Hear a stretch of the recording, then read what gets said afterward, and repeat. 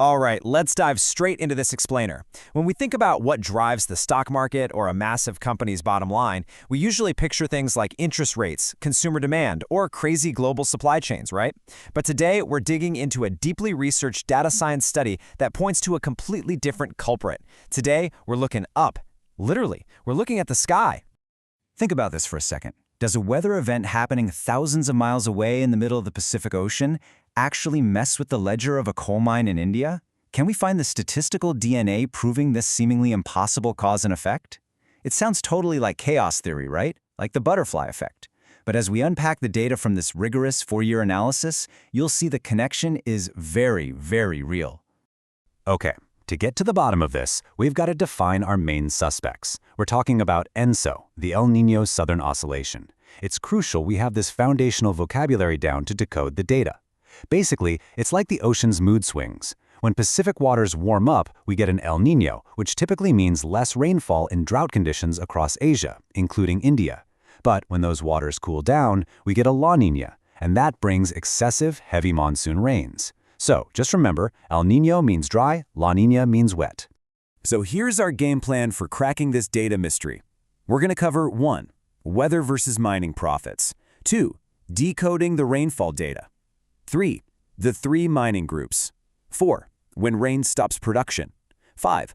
Global prices versus local weather. And finally, 6. The statistical verdict. Let's get to it. Section 1. Weather versus mining profits. We're starting our detective work by completely busting the myth that global commodity prices are the only thing dictating a mining company's earnings per share. Now here's a basic but honestly crucial clue before we go further. 1 millimeter of rainfall actually equals exactly 1 liter of water falling on every single square meter of land.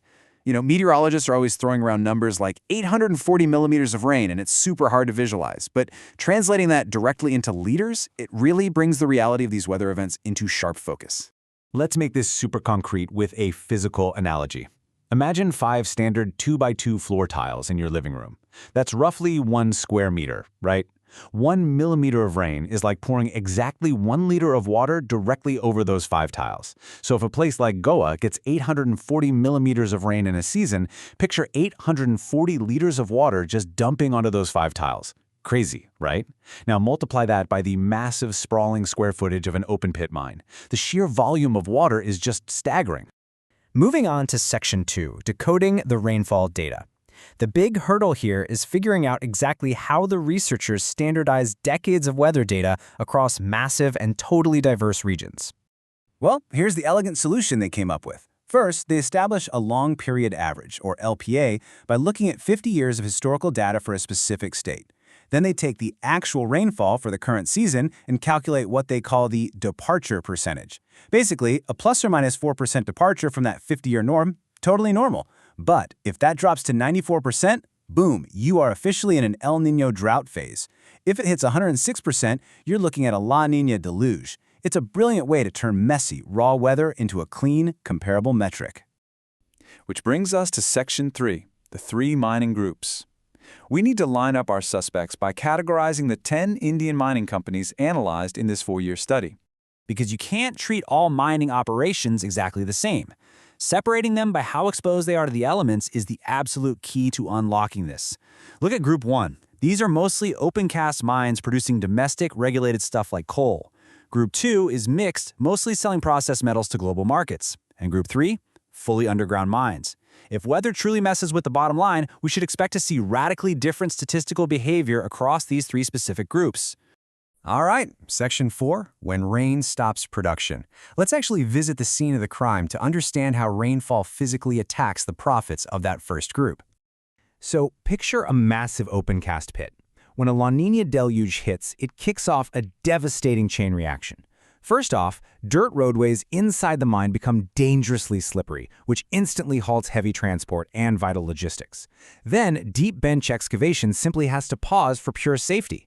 Suddenly, you're diverting capital and labor away from actually mining and throwing it into emergency water pumping just to keep the site from drowning. And to make matters worse, especially for coal miners, if the coal gets wet, its calorific market value drops, so production entirely stops. But hey, those fixed costs, they sure don't. Now, compare that absolute mess with the perfectly insulated environment of Group 3's underground operations, like Hindustan Zinc in Rajasthan. While Group 1 is totally paralyzed by surface weather, Group 3 is down there, operating in sealed tunnels 50 to 200 meters below ground. They're extracting at virtually 100% capacity, completely unbothered by whatever storm is raging up above. And honestly, it's no surprise the data showed absolutely zero correlation between rainfall and earnings for this underground control group. They're basically weatherproof. Let's pivot to Section 5, Global Prices versus Local Weather. We really have to address the red herring in our data investigation, those Group 2 companies.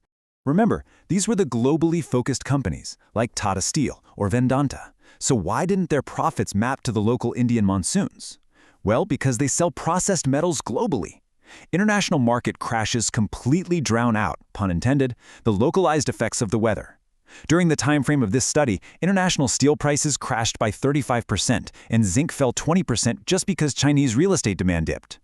Listen, when macroeconomic forces wipe out a third of your product's global value, a heavy local rainstorm is just a statistical drop in the bucket.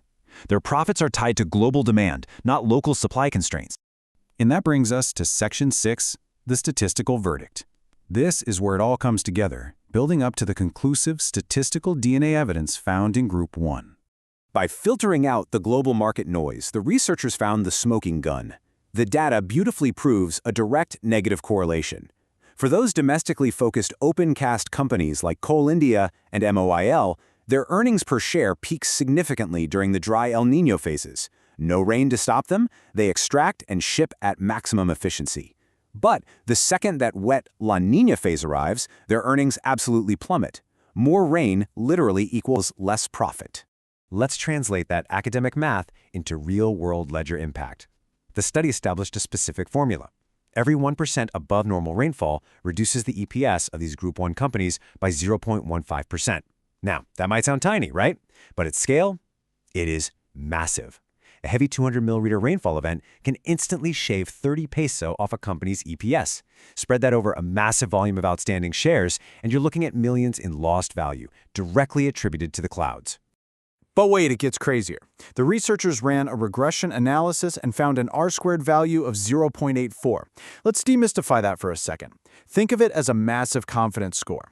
It means that an astonishing 84% of the variation in earnings per share for these open-cast domestic miners is solely explained by rainfall. Just let that sink in. Not management shakeups, not brilliant marketing, not minor local economic shifts. 84% of their profit variation comes down to exactly how much water falls on their dirt. So, we started this explainer with what sounded like an impossible question, but the data leaves absolutely no doubt.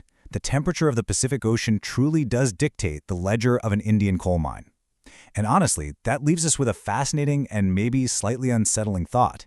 If a weather anomaly thousands of miles away can dictate 84% of a massive corporation's bottom line, what unseen invisible forces are quietly driving the profits in your own investment portfolio?